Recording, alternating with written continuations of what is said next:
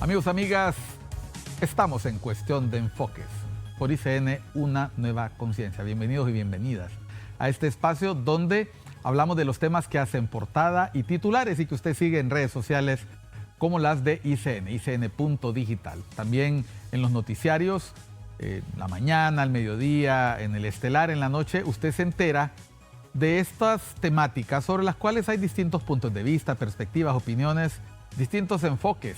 Y recientemente, nuevamente, la opinión pública a nivel internacional se ha visto sorprendida, sacudida, angustiada, no podemos decirlo de otra manera. Las redes sociales logran eso, así como pueden darnos alegrías desbordantes, nos pueden poner ansiosos, pueden generar incertidumbre por epidemias que después de la vivida con el o la COVID-19,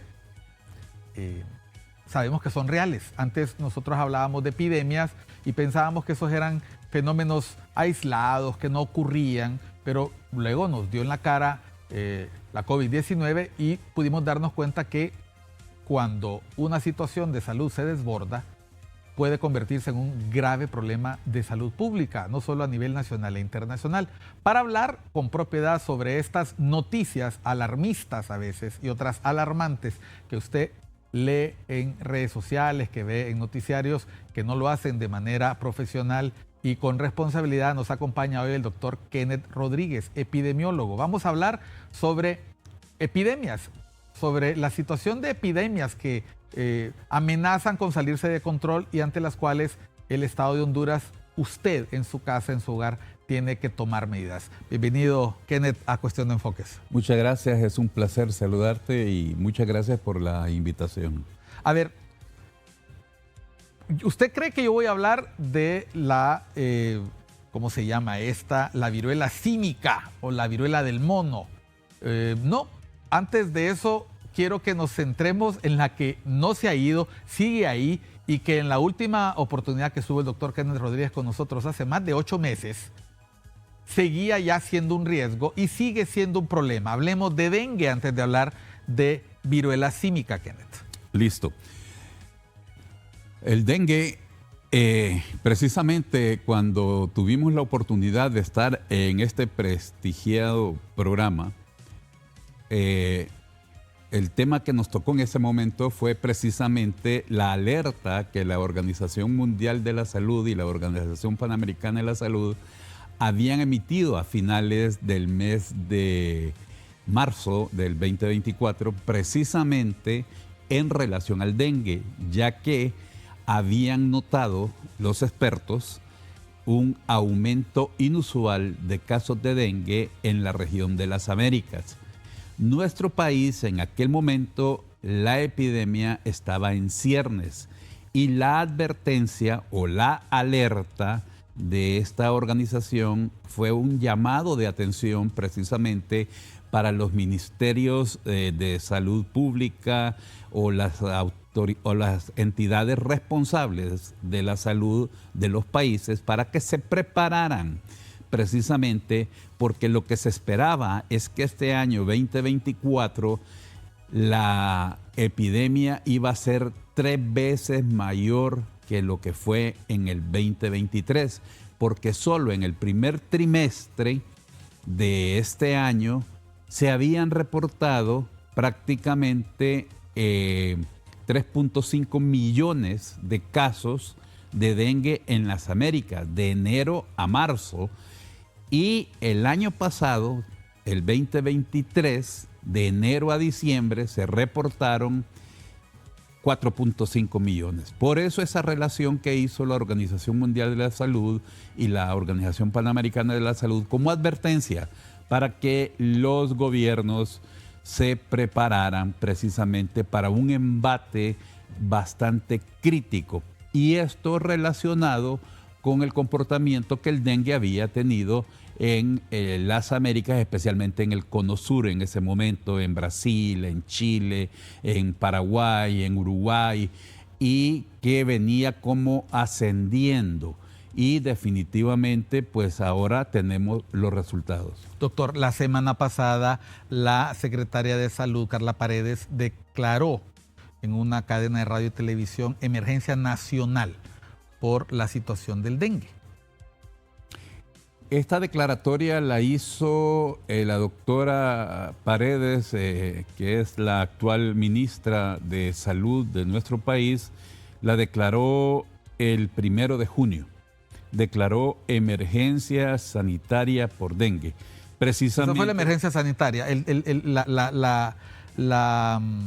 La cadena volvió a insistir sobre la grave situación de este tema. Perfecto. O sea, ella declaró emergencia. Lo que no se había declarado en nuestro país era emergencia. Emergencia. Es decir, ya había una situación de alerta. Ya había una situación de alerta por parte de la Organización Mundial de la Salud y de la Organización Panamericana de la Salud. Exactamente. En el mes de marzo. Claro, la que hablamos en su momento. La que hablamos en su momento. Sin embargo, nuestro país esperó hasta el 1 de junio para declarar emergencia nacional por la situación del dengue. ¿Por qué razón? Porque los casos empezaron a subir de una manera tan dramática, así como las personas que han fallecido a causa de esta enfermedad. Y lo repetía en aquel momento, hace 8 meses, cuando estuve compartiendo contigo en este programa, que no es posible que en el siglo XXI, cuando tenemos las facilidades de comunicación, cuando tenemos toda la tecnología tan avanzada, un ser humano pueda perder la vida por la picada de un mosquito.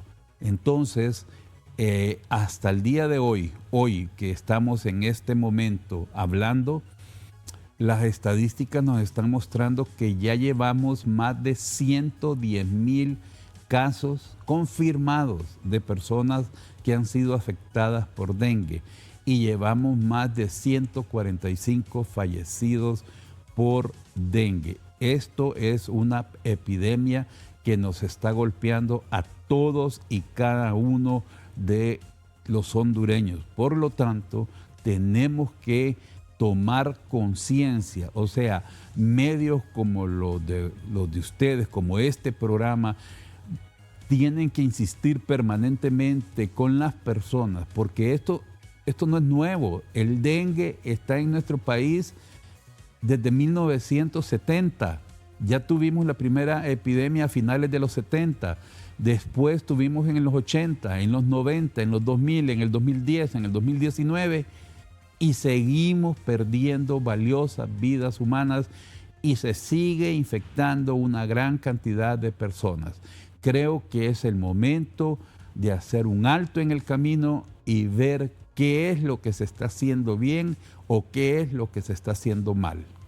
Cuando escucho esta insistencia y esta vehemencia con la que lo hace el doctor Kenneth Rodríguez, me pregunto, ¿qué tiene que ocurrir en nuestras vidas, en nuestro país, para que nos tomemos en serio estas advertencias? Sabemos que por situaciones climáticas, que por situaciones que tienen que ver con hábitos, la posibilidad de que el dengue nos afecte aumenta. No obstante, seguimos esperando que sea solamente el gobierno central, que sea solamente el gobierno local y municipal, que sin duda alguna tienen un rol importantísimo, que sean solamente los especialistas, como un epidemiólogo que me acompaña ahora, los que estén diciendo qué hacer y cómo hacer, cuando a esta altura ya sabemos cuáles son los lugares donde se acumula la larva, ya sabemos que hay que prepararnos, ya sabemos que hay que utilizar mosquitero. Todo lo que se había aprendido a principios del siglo XX, que era una práctica normal, el uso de mosquiteros, la limpieza de los recipientes, el prevenir la enfermedad, parece poca cosa porque la gente cree que esta se trata de una fiebre que se la pueden curar con una pastillita. Desafortunadamente no existe ninguna medicina o un fármaco específico para tratar el dengue. Como presenta diferentes y variadas sintomatologías, tanto signos y síntomas, la enfermedad se trata precisamente en eso, tratar los signos y los síntomas que cada persona presenta. Pero un problema bastante complicado y difícil de hacerle entender a las personas es el tiempo que pasa entre la aparición de la fiebre y el tiempo que pasa entre llevar a ese niño, a esa niña, a ese adolescente, a ese adulto mayor, a un establecimiento de salud, público o privado. ¿Por qué razón? Porque el dengue lo primero que da es la fiebre. De ahí empiezan a aparecer los otros signos y síntomas, como ser el malestar general, los dolores musculares, los dolores articulares. Pero la fiebre, si tenemos a una persona con fiebre y nosotros nos confiamos que dándole un medicamento se le va a bajar la fiebre. O un tecito. O un tecito, como dice la vecina o como dice la comadre, y son las 4 de la tarde. Y la persona sigue prendida en temperatura. La persona sigue con fiebre o posiblemente se le baje. Pero cuando amanece y son las 6 de la mañana, la persona prácticamente ha perdido más de 12 horas y se ha ido deshidratando. Y por lo tanto, eso hablando de 12 horas, si no es que más de dejar a un paciente con fiebre, porque es una fiebre que ya se le va a quitar, y se automedica la persona. Me acuerdo que en aquel programa Kenneth insistía mucho, cuidado con la automedicación. La gente confunde los síntomas con gripe, confunde los síntomas con otros malestares. Perfecto. La gente confunde todo eso y cuando llegan al hospital, ya el paciente prácticamente está en un estado de un dengue sin signos de alarma. Pudo pasar a un dengue con signos de alarma y después pasar a un dengue grave.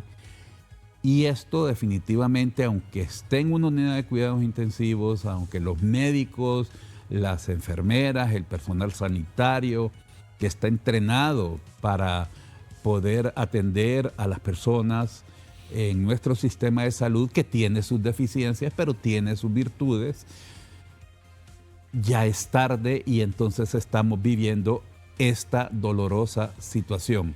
De hecho, el fin de semana fallecieron más o menos 6 personas en todo el país y los hospitales se vieron desbordados, hospitales públicos, tanto de la estructura de la Secretaría de Salud, así como de la estructura del Instituto Hondureño de Seguridad Social, tanto en lo pediátrico como en lo adulto, y la cantidad de gente que quedó hospitalizada, que sigue hospitalizada, y la cantidad de gente que lamentablemente está falleciendo.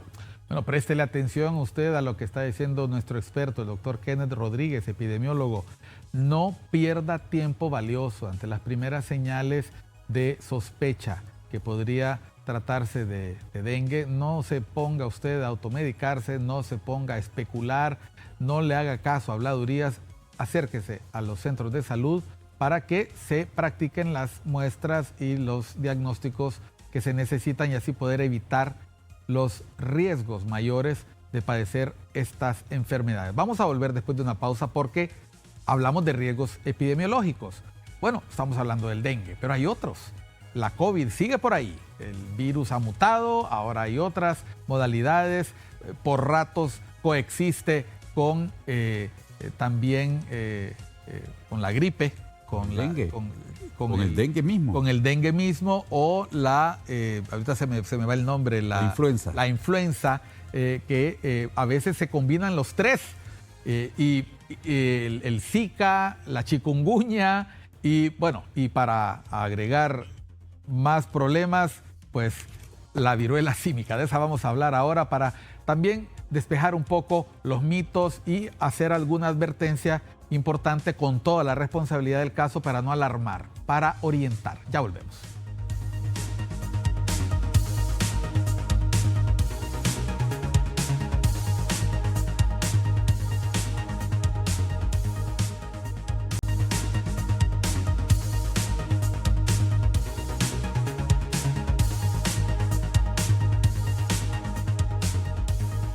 Continuamos en Cuestión de Enfoques hablando de riesgos epidemiológicos y nos acompaña para hablar de ello el doctor Kenneth Rodríguez, epidemiólogo. ¿Cómo afrontar estos riesgos? A ver, hablábamos de dengue, tenemos malaria en el país otra vez. Se empieza a comentar, y esto no es para asustarlo a usted, pero ha habido brotes de polio otra vez en otras zonas del mundo. O sea, tenemos con este flujo de personas que vienen por el Darién. Ahorita hay un cerco epidemiológico de gusano barrenador, que no tiene nada que ver con nosotros, los seres humanos, excepto en la actividad económica del ganado, que lo puede afectar de manera grave, y era una plaga que se había erradicado en 1999. Correcto. Estamos hablando de que los flujos humanos, los flujos migratorios y nuevas resistencias a algunas enfermedades están provocando, junto con el cambio climático y una cantidad de factores, que las epidemias ahora estén a la orden del día. A ver, la COVID no se ha ido. No, definitivamente creo que COVID-19 llegó para quedarse. Llegó para quedarse. Me estabas comentando que tuviste que enfrentar en tu caso personal una vez más la COVID, y cada vez las consecuencias de la enfermedad son más complicadas para los pacientes. Es decir, sí, precisamente fue ahí por el mes de julio, en los primeros días, me empecé a sentir mal, un resfriado, empecé a tener fiebre, malestar de cuerpo, y me hice... Fuiste a hacerte la prueba, el hisopado, como todo el mundo. Y me salió positivo. Después... ¿Ya era la tercera vez? Ya es tercera vez. La primera sí fue casi fatal. La segunda pasó sin que pasara nada, pero esta sí me dejó con un poco de dificultad o limitación respiratoria, por lo que decidí entrar en un proceso de cuidados personales. Cuidados personales en el sentido de caminar para poder expandir, recuperar los pulmones, la capacidad pulmonar. Sin embargo, los tratamientos que tenemos en este momento para COVID-19 son sintomáticos. Si tienes tos, antitusivos o expectorantes que puedan sacar flema o algo. Si tienes fiebre, analgésicos. Si tienes algún otro malestar en el cuerpo, lo mismo. Sin embargo, posiblemente por las vacunas, por el esquema de vacunación que lo completé, básicamente las repercusiones no fueron fatales y no fueron como la primera ocasión en el año 2021, que sí estuve en la unidad de cuidados intensivos. Es decir, los epidemiólogos también se enferman. Por eso estoy poniendo el caso de Kenneth. O sea, él les está hablando de su propia experiencia. Uno no se quiere enfermar de la COVID. Y lo más terrible, uno no se quiere enfermar de nada. Exacto. Pero lo más terrible y lo más lamentable, y sí voy a tomar este minuto, lo voy a tomar porque alguien tiene que decirlo. En nuestro país, en la época de la más fuerte de COVID, del 2020, 2021, 2022, fallecieron más de 150 médicos, sin contar otro personal de salud. Enfermeras, odontólogos, laboratoristas, microbiólogos, enfermeros, camilleros, personal de aseo. Entre otros. Y esto se debe a uno de los mayores actos de corrupción que han habido en este país. Esa epidemia fue básicamente la puerta que abrió uno de los eventos más oscuros, episodios más oscuros de la corrupción en este país. A nuestro personal sanitario no se le brindó en aquel momento la oportunidad de tener buen equipo para proteger su vida. Y esto tiene que decirse, tenía que decirse, y alguien realmente, o varios, tendrían que pagar por lo que hicieron y cargar sobre sus espaldas todo lo que le sucedió al personal sanitario en esa época.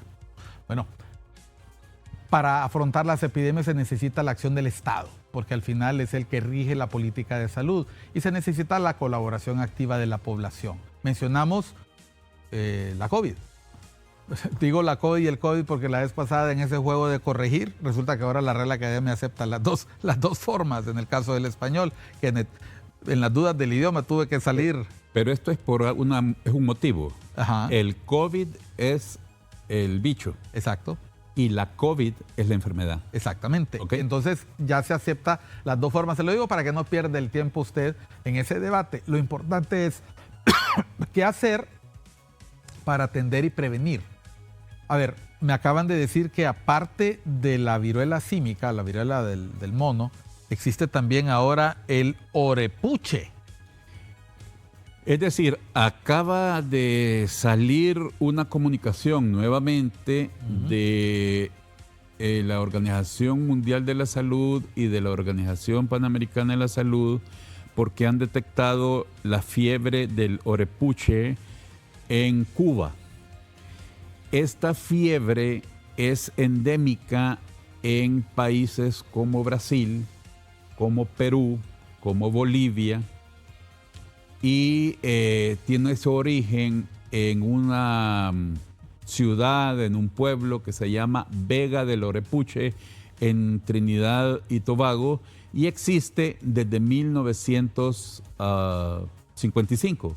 O sea, que es una enfermedad que ya existe. No es nueva. No es nueva. Lo que pasó es que apareció un caso en Cuba, de igual manera como la fiebre amarilla. La fiebre amarilla se ubica geográficamente de la selva del Darién, digamos, hacia el sur. ¿Le transmite el mosquito también? Y la transmite un mosquito. Entonces, ¿qué sucede? Pero es diferente a Aedes, sino que es otro tipo de mosquito. ¿Qué sucede? Se dan estas alertas precisamente por eso que hablábamos y hemos hablado siempre, la facilidad con que ahora nos desplazamos. Hoy podemos estar aquí en este programa hablando y posiblemente mañana estemos desayunando en Europa. En Europa, precisamente por esa facilidad que hay de transportación de las personas. Lo mismo pasa con la crisis humanitaria que tiene que ver con la migración. Y hay que recordar que ahí puede venir una persona que esté incubando no solo la fiebre orepuche, no solo la fiebre amarilla, no solo la Mpox, no solo la malaria, sino que cualquier otra enfermedad que nuestro país no haya tenido. Yo hablaba el otro día con ciertos colegas que está bien hacer vigilancia epidemiológica en aeropuertos, en aduanas, pero va a ser bastante difícil que una persona que tenga, por ejemplo, la viruela del mono, que ese término se erradicó precisamente en el 2022 por la Organización Mundial de la Salud y ahora se le conoce como Mpox en inglés o Mpox, precisamente porque decir viruela símica o viruela del mono causaba estigma y hubieron lugares en África, especialmente en África Central, de donde es originaria, de la República Democrática del Congo y de sus alrededores, Burundi, la República Centroafricana, y todos esos lugares, hubieron lugares donde hubo matanza de simios, precisamente por haberla asociado. Por haberla asociado. Pero la asociación viene de que en el año de hace 1958 aparece el primer caso. Tampoco es una epidemia nueva. Tampoco es algo nuevo. Aparece el primer caso asociado a una colonia de simios y esto lo trasladaron al humano. Esto es una zoonosis, es decir, es una enfermedad que necesita un vector para transmitirlo al humano. El humano no lo puede, digamos, transmitir. Es decir, si hay una persona con Mpox o Mpox, no lo puede transmitir si estamos aquí conversando. Bueno, la Mpox sí, esa sí la puede transmitir porque tiene sus mecanismos de transmisión. Ok. Pero otras zoonosis como el dengue no lo Yo puede. necesito el vector ahí, necesito el mosquito. Y la orepuche de igual manera. Porque también es con un mosquito. Sí, en cambio con la Mpox la pueden transmitir las ratas también. ¿Tiene que haber contacto con ellas o con sus heces? Con ratas que tengan el virus en su organismo y monos que tengan el virus en su organismo. Ahora bien, ¿cuál es el mecanismo de transmisión de la viruela Mpox? Bueno, en primer lugar se habla... pero hay que recordar algo. Entre el 2022 y el 2023, en medio de la pandemia de COVID, nosotros tuvimos más de 60 casos de Mpox. ¿Aquí? Aquí en Honduras. Bueno, para que vea usted que uno estaba tan estresado con la COVID, con la pandemia en ese momento, que epidemias menores pasaron desapercibidas o problemas menores. Recuerdo que en algún momento se estuvo hablando de otras patologías asociadas con la COVID, porque había mucho, estaban saturados los hospitales, había una cantidad de enfermedades que se descontrolaron precisamente porque todo el esfuerzo estaba concentrado en la COVID. 60 casos en el año 2022. Entre el 22 y el 23. Y el primer caso fue una persona de 50 años, un hombre de 50 años, y posteriormente los otros casos que ¿No murió? No murió. Esto es importante. La mortalidad del Mpox es relativamente baja. Es decir, existen dos cepas que ahora se les denomina clados. Es decir, está la cepa de la vertiente del Congo y está la cepa de la occidental. A la cepa vertiente de la vertiente del Congo se le llama clado 1B y a la vertiente occidental se le llama clado 2.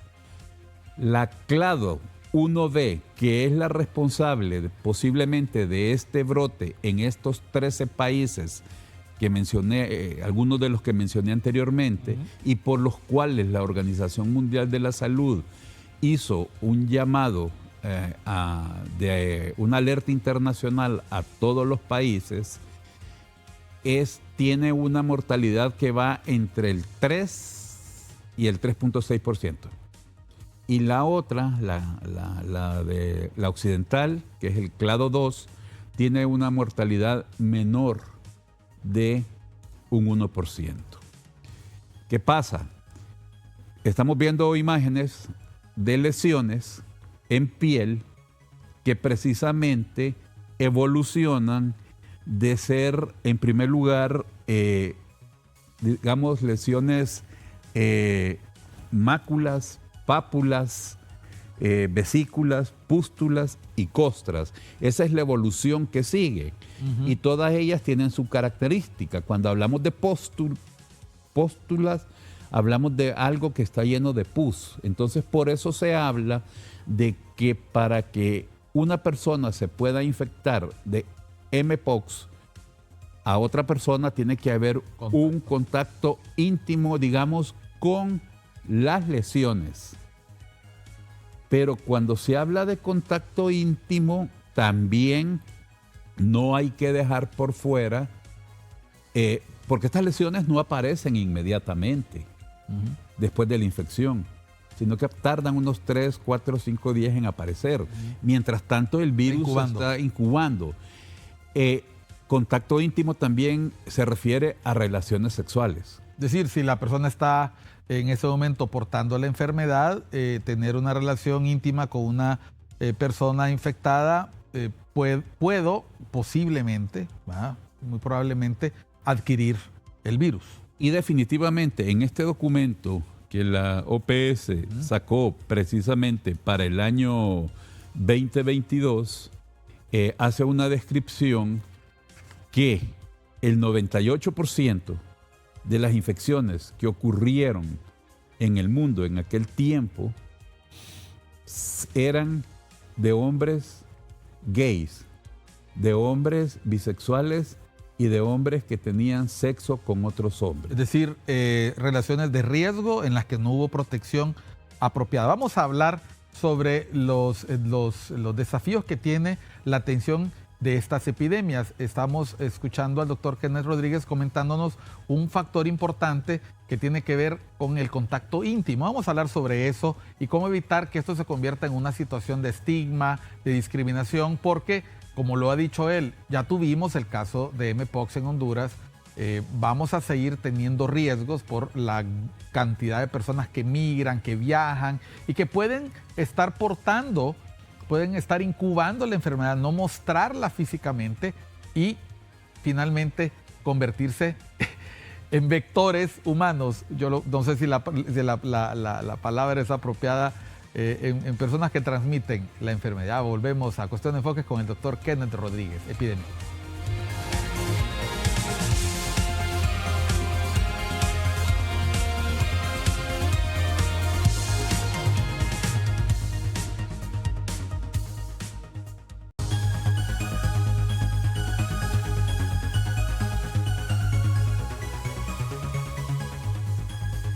Continuamos en Cuestión de Enfoques hablando sobre riesgos epidemiológicos, cómo afrontarlos.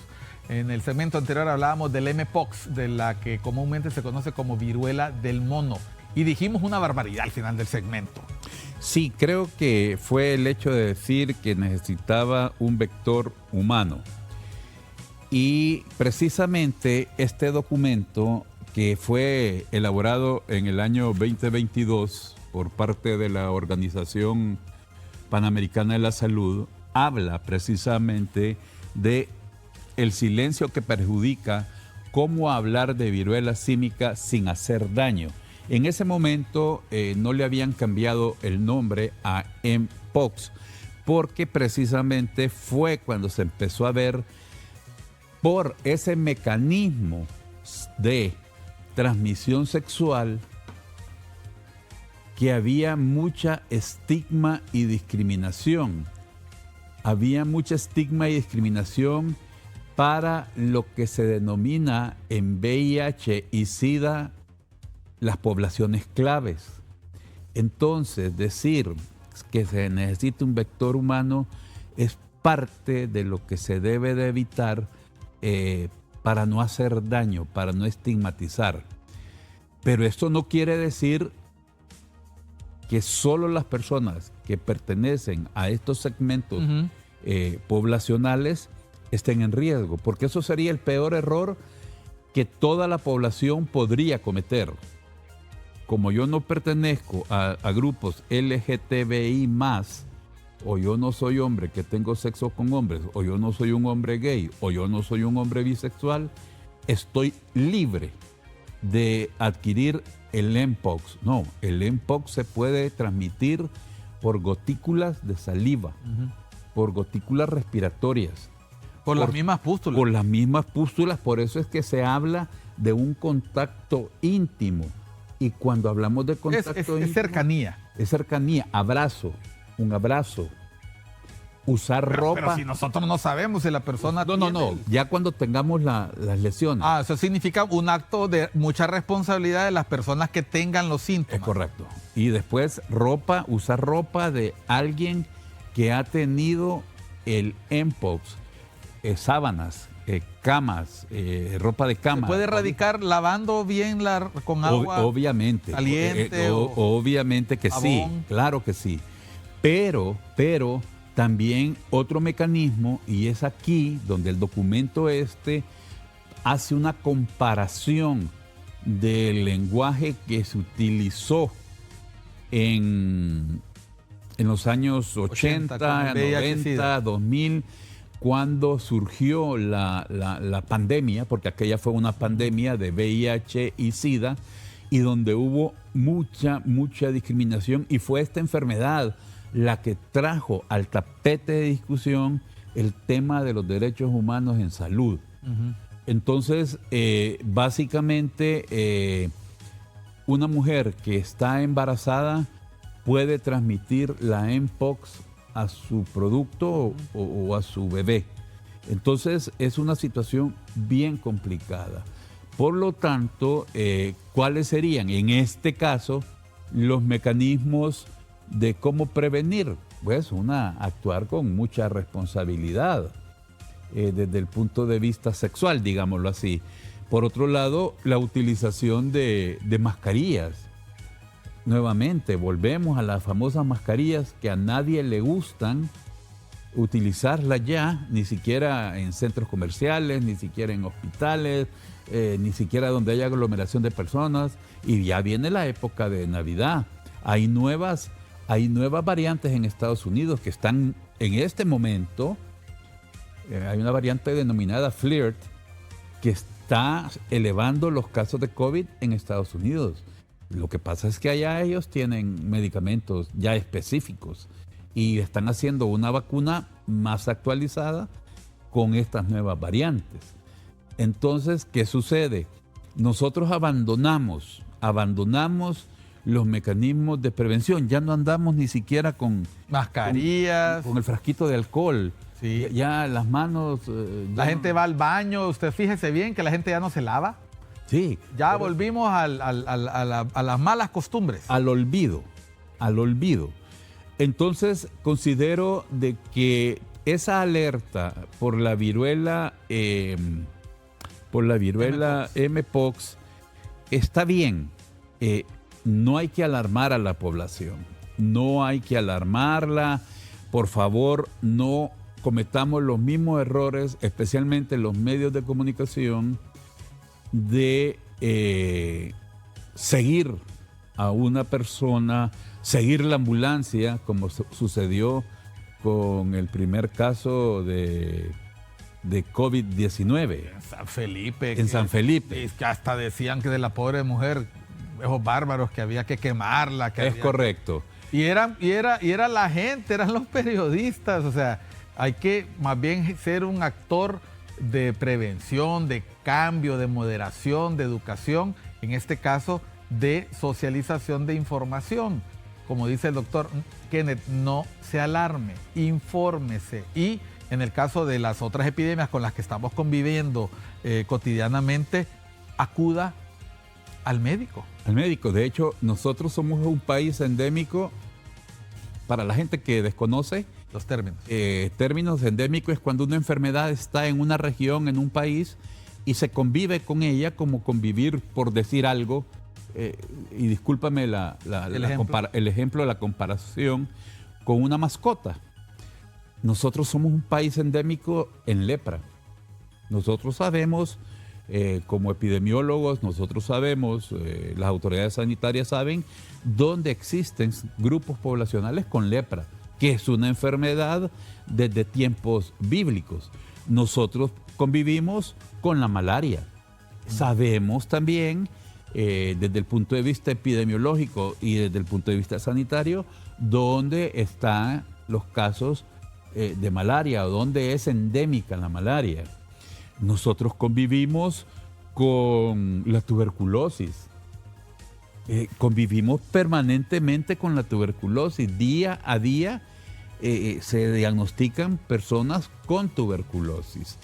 Nosotros convivimos incluso con la sífilis neonatal, es decir, niños que nacen con sífilis en nuestros hospitales públicos. ¿Todavía existe la sífilis? Todavía existe la sífilis, que fue una enfermedad que alguien dijo fue traída por los españoles cuando vinieron en el tiempo de la conquista y se quedó permanentemente en toda la región de las Américas y en todo el mundo prácticamente. Hay países que han erradicado la sífilis en adultos y por consiguiente han erradicado la sífilis neonatal. Pero recién hace poco, 2, 3 días, estuve leyendo un artículo que en nuestro país todavía están naciendo niños, más de 100 niños anualmente, con sífilis neonatal. Tratable, sí es tratable, pero no debería ocurrir. Entonces, estos temas de salud hay que tratarlos con un enfoque de seriedad, como lo estás haciendo tú. Es decir, nada de morbo, nada. Si hay que hablar las cosas, hay que hablarlas y decirle, tenga mucho cuidado con esto, esto, esto y esto. Porque no queremos perder más familiares, más amigos, precisamente por algo que podemos evitar perfectamente. Hoy me llegó la información sobre estos casos del Horapuche. Realmente podría ser que mañana sea un titular de un periódico. Alarma porque en Cuba hay una nueva fiebre. Que no es tan nueva. Y que no es tan nueva, por decir algo. Entonces, nos va a alarmar a nosotros. Nuestro sistema de salud está saturado en este momento, combatiendo, aunque dicen que no hay que usar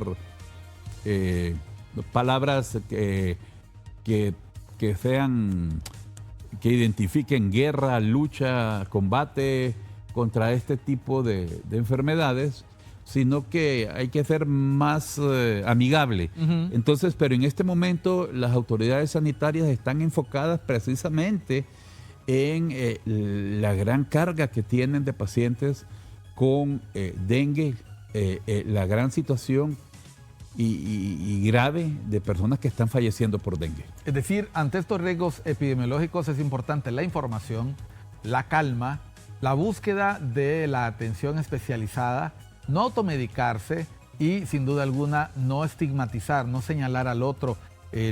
Recuerdo perfectamente con los ejemplos que estaba poniendo Kenneth, cómo en distintas épocas de la historia se ha señalado a las personas que padecían lepra, padecían sífilis, se han escrito ríos de tinta, hay obras famosas, valiosas de la literatura universal sobre enfermos de tuberculosis. La Dama de las Camelias es un buen ejemplo, que era una enfermedad que condujo a la muerte a un montón de personas cuando todavía no habían tratamientos, cuando, bueno, aquí mismo en Honduras existía una liga hondureña contra la tuberculosis que era harto conocida porque rifaba vehículos, exactamente, de esa marca, y de productos de cocina.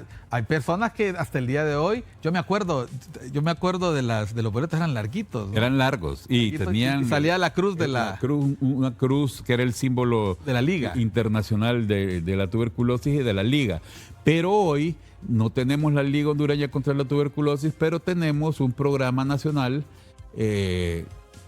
contra la tuberculosis dentro de la Secretaría de Salud, que ya tiene a su disposición medicamentos precisamente para hacerle frente a esta enfermedad. La enfermedad se cura. Yo tuve un amigo, o sea, no vamos a decir su nombre, tuve un amigo que hace ya más de 20 y tantos años, nos sorprendieron contándonos que esta persona tenía TB, ¿verdad? Tenía tuberculosis, y todo el mundo asustado porque era tan escasa la ocurrencia de casos, que ahí fue cuando nos enteramos, en tiempo en que se consultaba muy poco por internet, pues prácticamente no existía, que efectivamente había poblaciones de riesgo, que había tratamientos, porque el tipo de antibiótico que se utiliza es bastante potente, y que con cuidados, una enfermedad que en el pasado era una condena y motivo de inspiración para todos los escritores románticos, ¿verdad?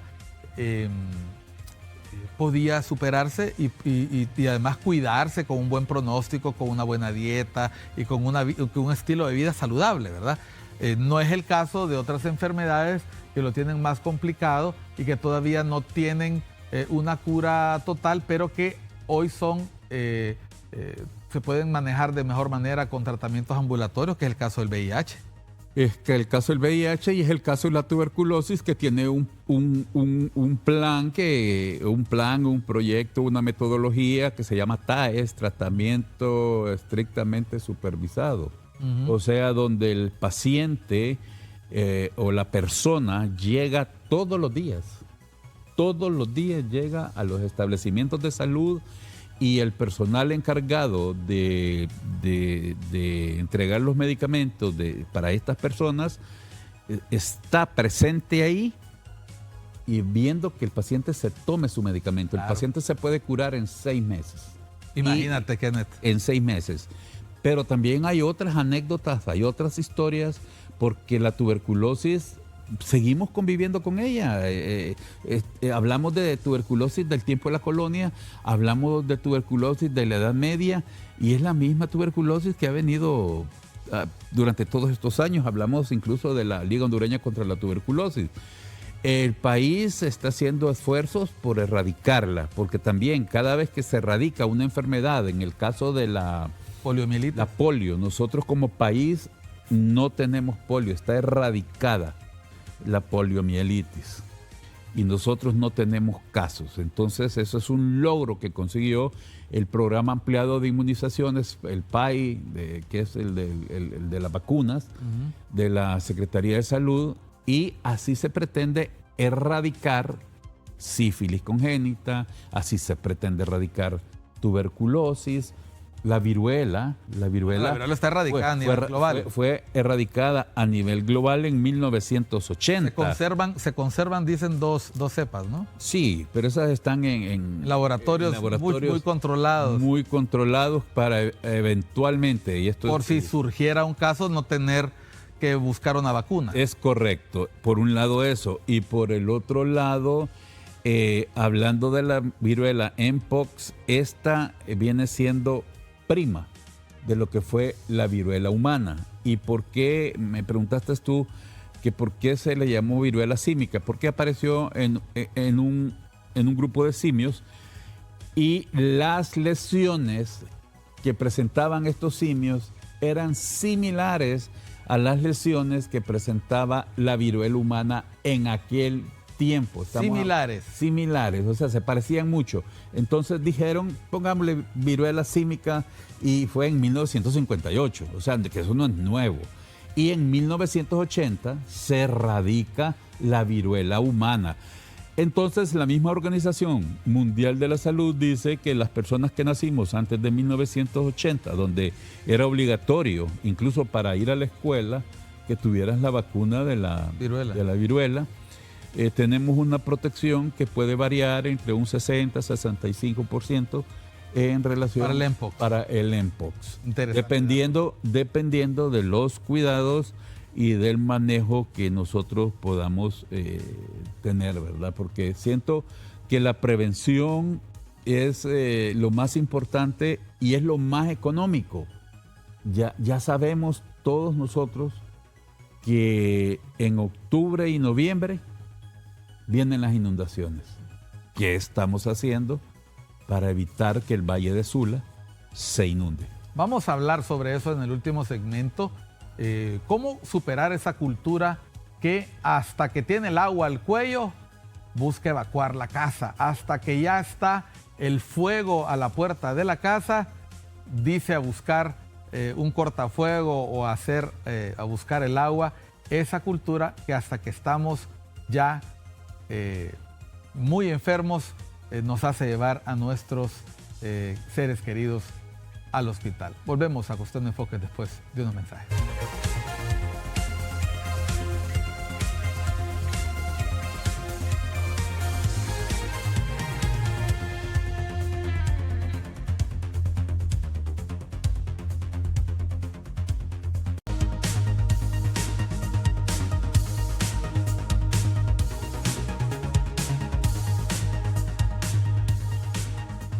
Estamos en el segmento final de Cuestión de Enfoques, hablando de riesgos epidemiológicos, cómo afrontarlos, y nada menos y nada más que un epidemiólogo nos acompaña, el doctor Kenneth Rodríguez.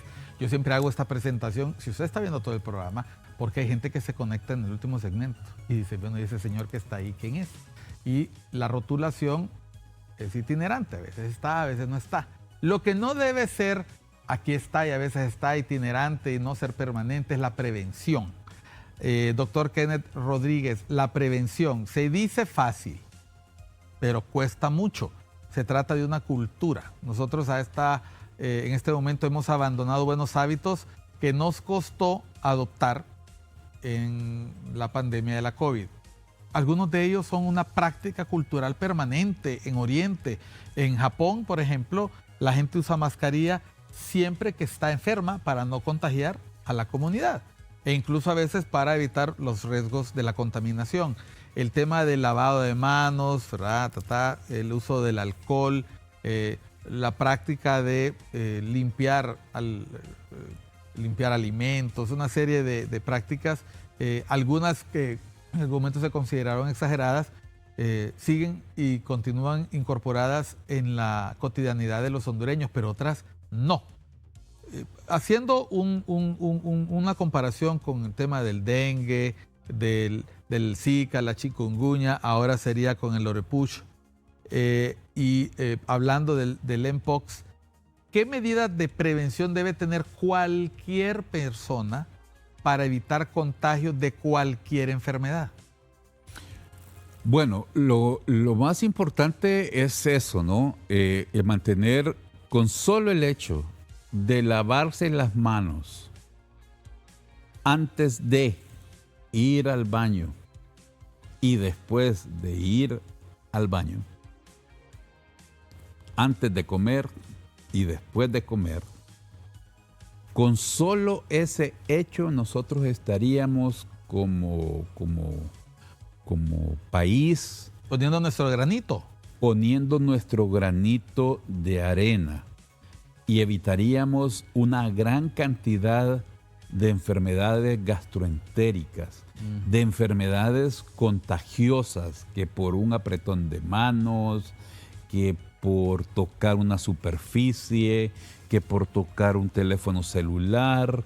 Si hay aparatos que se les han hecho pruebas y que están infestados de microorganismos, son los teléfonos celulares y los controles remotos. O sea, están chucos, como diría la población. Como diría la población. Están chucos, hay que limpiarlos, hay que mantenerlos limpios.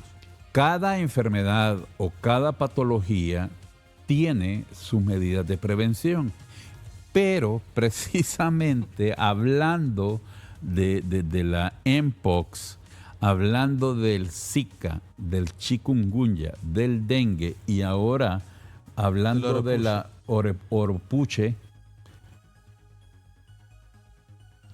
prácticamente tienen la misma sintomatología. ¿Me explico? Es decir, todas son enfermedades febriles. Se necesita un diagnóstico médico, se necesita un examen. Un examen para determinar, y todas estas son diagnósticos diferenciales.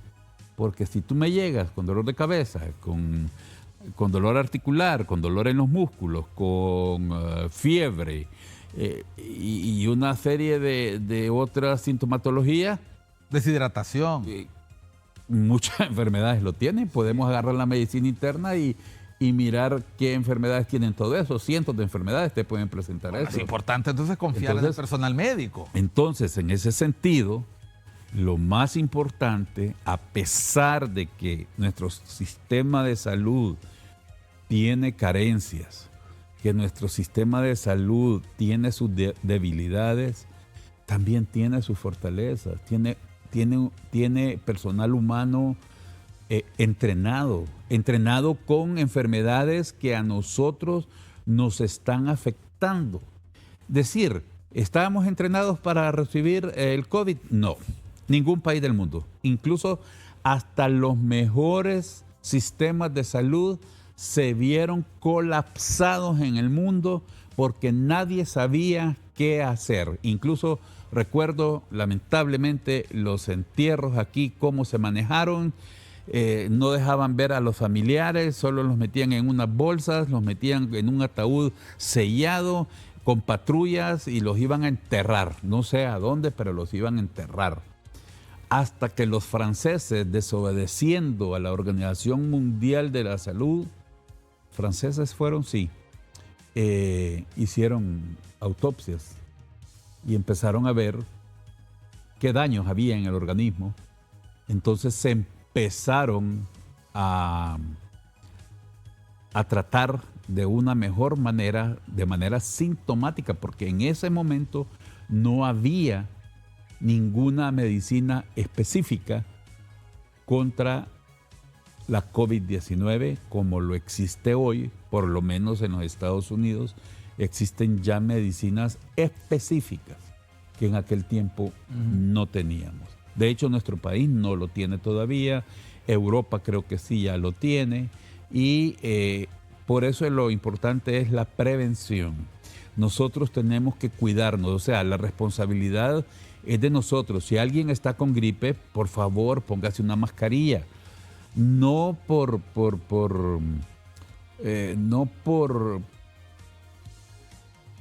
para proteger a los demás. O sea, no por un lujo, sino que para proteger a los demás. No mandar a los niños enfermos a la escuela cuando tienen síntomas. Algo tan sencillo para no las escuelas, diseminar la enfermedad. Escuelas, oí esta frase, son una placa de Petri. Las escuelas y los ¿cómo se llama? Las guarderías infantiles y los los nurseries. Los nurseries son una placa de Petri precisamente para que los niños se infecten. ¿Qué es una placa de Petri? Esto lo van a entender más los microbiólogos. Es una placa que se usa para sembrar bacterias, virus, patógenos, para ver si crecen. Y estos lugares, tanto guardería, baby, los nurseries, ahí hay rotavirus, hay virus, de todo, y ellos no andan viendo si usan mascarilla, uno le agarra el sándwich al otro, el otro le agarra el banano, la media. Y así fruta. Se van desarrollando anticuerpos por un lado, pero también si tenemos a una persona con un sistema inmunológico deprimido, podemos causarle mucho daño, especialmente si estos niños regresan a casa donde hay un adulto mayor.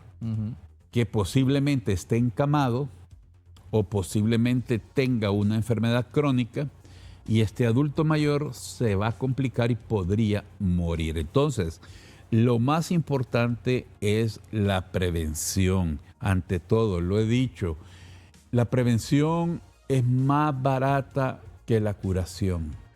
Y nosotros tenemos que volver a las prácticas de nuestros abuelos. Nuestros abuelos, a pesar de que no tuvieron la educación ni la formación que nosotros teníamos, ahora nos damos cuenta lo sabios que eran hombres y mujeres que fueron nuestros abuelos. Bueno, y esa sabiduría estaba en factores tan sencillos como saber observar, saber escuchar, especialmente a quien sabe, a quien orienta, a quien me puede dar instrucciones que me pueden salvar la vida. Y esas son los médicos, las autoridades sanitarias. Haga caso, prevenga, cuídese, al primer síntoma acuda al médico, no se automedique y lo más importante, recuerde que vida solo hay una y que si usted no lo protege, no protege esa vida, pues se convertirá en una estadística. Gracias, doctor. Muchas gracias, Miguel, es un placer y estoy a su disposición para futuros programas. Bueno, y usted atienda las indicaciones, las autoridades lo hacen porque es su obligación, pero usted también tiene una responsabilidad para usted mismo y para sus seres queridos. Cuando se trate de una enfermedad, no deje para mañana cualquier atención porque eso le puede costar minutos, momentos importantes para prevenir daños mayores. Esto fue Cuestión de Enfoques. Soy Miguel Calix Martínez. Siga con ICM, una nueva conciencia.